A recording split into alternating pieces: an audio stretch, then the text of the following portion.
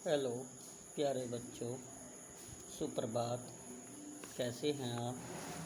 ठीक होंगे? ठीक रहिए, अपने घर पर रहिए और उसके साथ साथ पढ़ाई का कार्य भी करते रहिए। तो आज मैं आपको हिंदी व्याकरण में पाठ 3 कराऊंगा। शब्द विचार। क्या है शब्द विचार? सबसे पहला आता है शब्द, वर्ड। शब्द आप पढ़ चुके हैं कि किसी भी भाषा की सबसे छोटी इकाई वर्ण होती है। क्या कहा? किसी भी भाषा की सबसे छोटी इकाई वर्ण होती है। वर्णों के परस्पर संयोग से शब्द बनते हैं तथा शब्दों के परस्पर संयोग से वाक्य बनते हैं। यानी वर्णों को जोड़कर शब्द, शब्दों को जोड़कर वाक्य बनते हैं। अतः एक या अधिक वर्णों से बना हुआ स्वतंत्र तथा सार्थक ध्वनि समूह शब्द कहलाता है। एक या अधिक वर्णों से बना हुआ स्वतंत्र तथा सार्थक ध्वनि समूह शब्द कहलाता है। शब्द दो प्रकार के होते हैं, सार्थक तथा निरर्थक। सार्थक, सा जमा अर्थक, सा माने साथ, अर्थक माने अर्थ, जिसका कोई अर्थ निकलता हो। निरर्थक, नी माने नहीं, अर्थक माने अर्थ, अर्थात जिसका कोई अर्थ नहीं निकलता हो उसे निरर्थक कहते हैं। सार्थक, जिसका अर्थ निकलता है। जिन शब्दों का अर्थ होता है वे सार्थक शब्द कहलाते हैं और जिन शब्दों का कोई अर्थ नहीं होता है वे निरर्थक शब्द कहलाते हैं। हिंदी भाषा का शब्द भंडार बहुत संपन्न है। इसमें संस्कृत तथा हिंदी के शब्द तो हैं ही, साथ ही अनेक देशी विदेशी भाषाओं के शब्द भी सम्मिलित हैं। यानी हिंदी और संस्कृत के तो हैं ही, बाकी देशी और विदेशी भाषाओं के शब्द भी इसमें मिले हुए हैं। प्रत्येक भाषा में समयानुसार तथा उपयोगिता के अनुसार नए शब्दों का समावेश है। समावेश यानी मिलना, मिले हुए हैं तथा अनुपयोगी शब्द लुप्त होते रहते हैं। जो उपयोग में नहीं आते वे शब्द समाप्त होते रहते हैं। शब्द की उपयुक्त परिभाषा से स्पष्ट है कि शब्द वर्णों के परस्पर संयोग से बनते हैं। शब्द वर्णों के परस्पर संयोग से यानी जोड़ से बनते हैं। शब्द का कुछ न कुछ अर्थ होता है। शब्दों को वाक्यों में प्रयोग किया जा सकता है। वर्णों का वह समूह जो सार्थक न हो, अर्थात जिसका कोई अर्थ न हो, शब्द नहीं माना जाता। जैसे इष्टपुक, रपाव, नलक आदि, यानी इनका जो है ये निरर्थक शब्द हैं, इनका कोई अर्थ नहीं है। अब है शब्दों का वर्गीकरण, क्लासिफिकेशन ऑफ वर्ड्स। शब्दों का वर्गीकरण। शब्दों का वर्गीकरण करते समय इस बात का ज्ञान होना आवश्यक है कि कौन सा शब्द किस स्रोत का है तथा रचना किस आधार पर की गई है। यह जानना भी आवश्यक है कि उस शब्द के कितने अर्थ हैं। शब्दों के भेद कारण कार्य किए जाते हैं, जैसे रचना के आधार पर, उत्पत्ति या उद्गम के आधार पर, प्रयोग के आधार पर तथा अर्थ के आधार पर। अब आता है सबसे पहला रचना के आधार पर शब्दों के भेद। अब शब्दों अथवा वर्णों के मेल से नए शब्द बनाने की प्रक्रिया को रचना या बनावट कहते हैं। रचना के आधार पर शब्दों को निम्नलिखित 3 भागों में विभाजित किया जा सकता है: रूढ़ शब्द, यौगिक शब्द तथा योरूढ़ शब्द। रूढ़ शब्द वे शब्द जो किसी सामान्य प्रचलित अर्थ को प्रकट करते हैं, रूढ़ शब्द कहलाते हैं। रूढ़ शब्द वे शब्द जो किसी सामान्य अर्थ को, प्रचलित अर्थ को प्रकट करते हैं, रूढ़ शब्द कहलाते हैं। इन शब्दों का अर्थ तो निश्चित होता है, किंतु यदि इन शब्दों के खंड कर दिए जाएं तो इनका कोई भी अर्थ प्राप्त नहीं होता। जैसे राम, कल, फल, पानी आदि रूढ़ शब्द हैं। उनके खंड इस प्रकार हैं। राम, रा जमा मैं, फै जमा लै, फल। कल, कै जमा लै, पानी, पा जमा नी, पानी। अब आता है यौगिक शब्द। जो शब्द दो या दो से अधिक सार्थक शब्दों के मेल से बने हो, सार्थक यानी जिनका कोई अर्थ निकलता हो, यौगिक शब्द कहलाते हैं। अतः यौगिक शब्द का अर्थ है जुड़ा हुआ। यौगिक शब्दों का अर्थ है जुड़ा हुआ। जैसे हिमालय, हिम जमा आलय। पाठशाला, पाठ जमा शाला। रसोई घर, रसोई जमा घर, रसोई घर। प्रधानमंत्री, प्रधान जमा मंत्री। इसके बाद आता है योग रूढ़ शब्द। योग रूढ़ शब्द क्या होते हैं? वे शब्द जो दो या दो से अधिक शब्दों के मेल से बने हो और सामान्य अर्थ को छोड़कर किसी विशेष अर्थ को प्रकट करते हों, योग रूढ़ शब्द कहलाते हैं। जैसे पंचानन, पंच जमा आनन। पंच माने पाँच, आनन माने मुख, अर्थात पाँच मुखों वाला, अर्थात ब्रह्मा। दशानन, दस माने दस, आनन माने मुख, 10 मुखों वाला, अर्थात रावण। अब इसके बाद आता है उत्पत्ति के आधार पर शब्दों के भेद। उत्पत्ति अथवा स्रोत के आधार पर शब्दों को निम्नलिखित 5 भागों में विभाजित किया जा सकता है। नंबर 1, तत्सम शब्द। तत्सम शब्द वे संस्कृत शब्द हैं जो अपने मूल रूप में ही हिंदी भाषा में प्रयोग किए जाते हैं।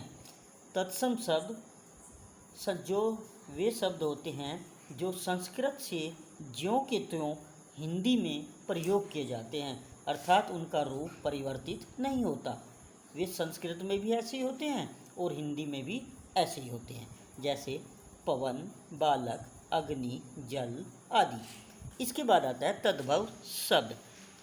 तद उससे, भाव माने उत्पन्न होना, अर्थात उससे उत्पन्न होना, शब्दों से उत्पन्न होना।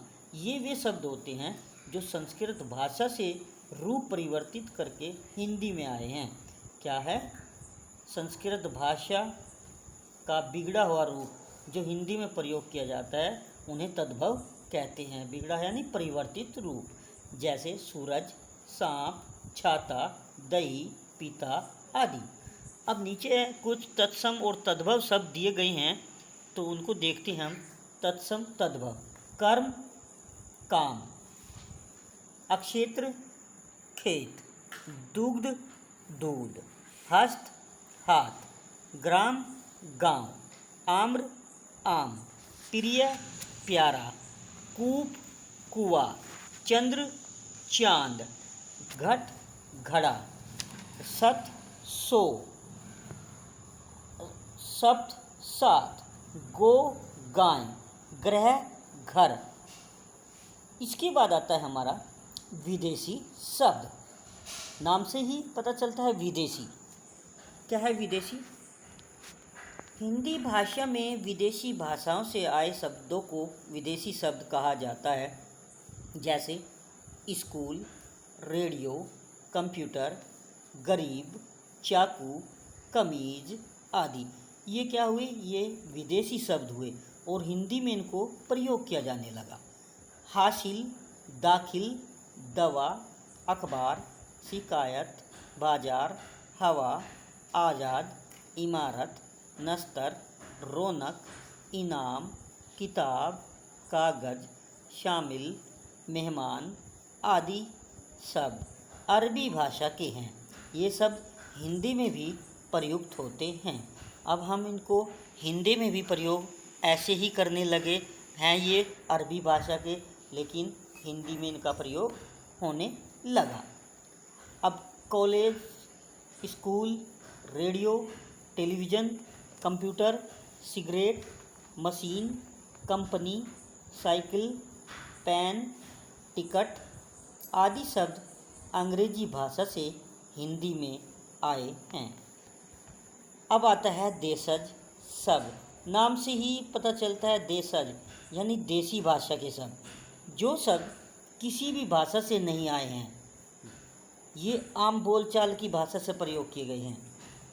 जो शब्द किसी भी भाषा से नहीं आए हैं तथा जिनकी उत्पत्ति किसी संस्कृत धातु या व्याकरण के नियमों से नहीं हुई है, अपितु हिंदी भाषा में ही बना लिए गए हैं, देशज शब्द कहलाते हैं। जैसे जूता, थैला, पगड़ी, पैंट आदि। अब इसके बाद आता है संकर शब्द।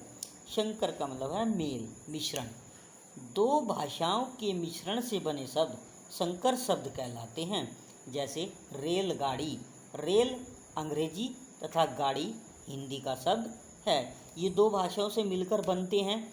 एक अंग्रेजी है, दूसरा हिंदी है, एक उर्दू है तो दूसरा हिंदी होगा। तो ये दो भाषाओं से मिलकर बनते हैं, इसलिए इन्हें संकर शब्द कहा जाता है। क्या हुई ये? संकर शब्द।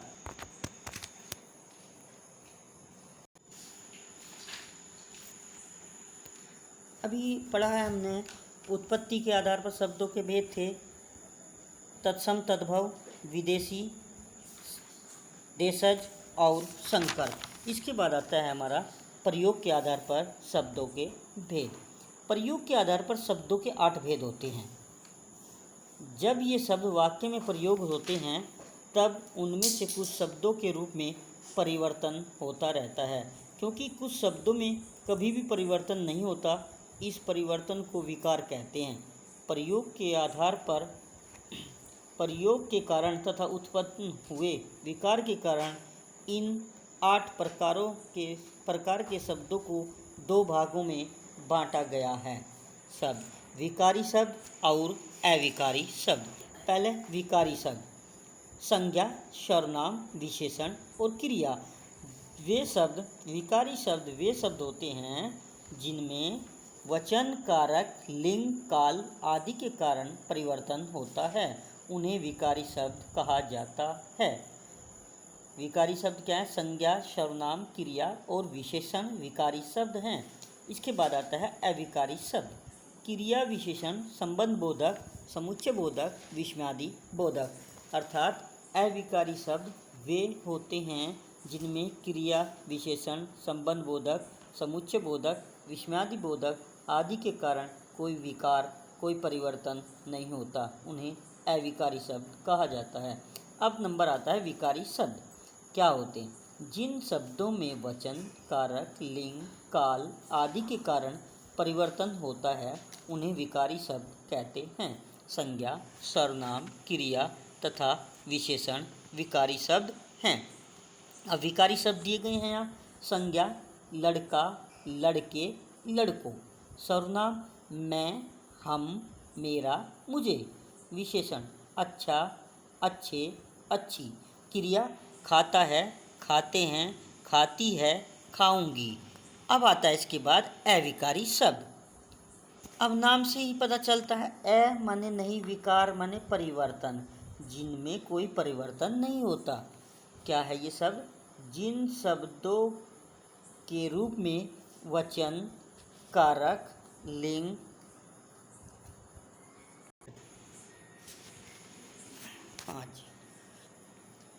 अविकारी। जिन शब्दों के रूप में वचन, कारक, लिंग, काल आदि के कारण कभी कोई परिवर्तन नहीं होता, उन्हें अविकारी शब्द या अव्यय कहते हैं। इन्हें अव्यय भी कहा जाता है। जैसे यहाँ, अरे, और, तेज आदि। अविकारी शब्दों के 4 भेद होते हैं: क्रिया विशेषण, संबंध बोधक, समुच्चय बोधक, विस्मयादि बोधक। अब इसके बाद आता है हमारा अर्थ के आधार पर शब्दों के भेद। अर्थ के आधार पर शब्दों के भेद। हिंदी भाषा में मन के प्रत्येक भाव को व्यक्त करने के लिए अलग अलग शब्द हैं। प्रत्येक शब्द का अपना एक मुख्य रूप होता है। कभी कभी कई शब्द एक ही अर्थ को व्यक्त करते हैं। कई बार विभिन्न अर्थों वाले शब्दों को एक ही शब्द के रूप में प्रयुक्त किया जाता है। तो कुछ शब्द विपरीत भाव बताते हैं और कुछ समान अर्थ बताते हैं। इस प्रकार अर्थ के आधार पर शब्द अनेक प्रकार के होते हैं, जैसे शब्द, सार्थक शब्द, भिन्नार्थक शब्द, निरर्थक शब्द, वाक्यांश के लिए एक शब्द, विलोम शब्द, एकार्थी शब्द, पर्यायवाची शब्द, अनेकार्थी शब्द। हो रही है, शुरू कर दी। हाँ जी, इसके बाद आता है निरर्थक शब्द। नि मने नहीं, अर्थक मने अर्थ, जिसका कोई अर्थ नहीं होता। वे शब्द जिनका कुछ भी अर्थ नहीं निकलता निरर्थक शब्द कहलाते हैं, जैसे चूं, खट आदि। कई बार वाक्यों में निरर्थक शब्दों का प्रयोग करने पर वे भी सार्थक शब्द बन जाते हैं, जैसे खट एक निरर्थक शब्द है किंतु वह खटखटा रहा है। इस वाक्य में यह सार्थक शब्द बन गया है। अब है सार्थक शब्द। जिन शब्दों से कोई अर्थ निकलता हो उन्हें सार्थक शब्द कहा जाता है, जैसे पिता, लड़का, अमर, शशि आदि। ये तो हो गया आपका पाठ प्यारे बच्चों। अब इसमें चलते हैं आगे, आओ दोहराएं। जो हमने पढ़ा है पाठ, तो उसका पूरी डिटेल ये 5-6 पॉइंट जो दिए गए हैं इनमें लिखी हुई है, तो आओ एक बार इनको भी दोहरा लें। वर्णों के परस्पर संयोग से शब्द बनते हैं, अर्थात वर्णों को आपस में मिलाने से शब्द बनते हैं। नंबर 2, शब्दों के भेद कई आधारों पर किए जाते हैं, जैसे रचना के आधार पर, उत्पत्ति या उद्गम के आधार पर, प्रयोग के आधार पर तथा अर्थ के आधार पर। नेक्स्ट नंबर, रचना के आधार पर वाक्यों को 3 भागों में विभाजित किया जा सकता है, रूढ़ शब्द, यौगिक रूढ़ तथा योग रूढ़ शब्द। नेक्स्ट नंबर, उत्पत्ति के आधार पर शब्दों को 5 भागों में विभाजित किया जा सकता है, तत्सम शब्द, तद्भव शब्द, विदेशी शब्द, देशज शब्द तथा संकर शब्द। नेक्स्ट नंबर, प्रयोग के आधार पर शब्दों के 8 भेद होते हैं, संज्ञा, सर्वनाम, विशेषण, क्रिया, क्रिया विशेषण, संबंध बोधक, समुच्चय बोधक तथा विस्मयादि बोधक। इन 8 शब्दों को 2 भागों में बांटा गया है, विकारी शब्द तथा अविकारी शब्द। अब है इसके बाद अर्थ के आधार पर शब्द अनेक प्रकार के होते हैं, सार्थक, अनेकार्थी, भिन्नार्थक, पर्यायवाची, निरर्थक, एकार्थी, विलोम तथा वाक्यांश के लिए एक शब्द। तो प्यारे बच्चों, ये पाठ पूरा हुआ आपका। अब इसका चलते हैं अभ्यास कार्य। सबसे पहला है सही विकल्प छांटिए। 3-4 ऑप्शन दिए गए हैं, उनमें से एक सही है, बाकी गलत हैं, तो सही पर सही का निशान लगाना है। शब्द कहलाता है एक से अधिक वर्णों का सार्थक समूह, या एक से अधिक शब्दों का समूह, या एक से अधिक ध्वनियों का समूह, या वर्णों का स्वतंत्र समूह। तो कौन सा ऑप्शन सही हुआ? ऑप्शन नंबर क, एक से अधिक वर्णों का सार्थक समूह शब्द कहलाता है। नंबर 2, रचना के आधार पर शब्द होते हैं तत्सम, तद्भव, यौगिक या देशी। तो इसका उत्तर हुआ ग, यौगिक। उत्पत्ति के आधार पर शब्द होते हैं देशी, विदेशी, क्रिया, क्रिया विशेषण, संज्ञा, सर्वनाम, यौगिक, रूढ़। तो नंबर क, देशी, विदेशी। अब इसके बाद आता है प्रयोग के आधार पर शब्दों को बांटा जा सकता है, यानी प्रयोग के आधार पर शब्दों को कितने भागों में बांटा जा सकता है। नंबर क 4 भागों में, नंबर ख 3 भागों में, नंबर ग 10 भागों में, नंबर घ 8 भागों में।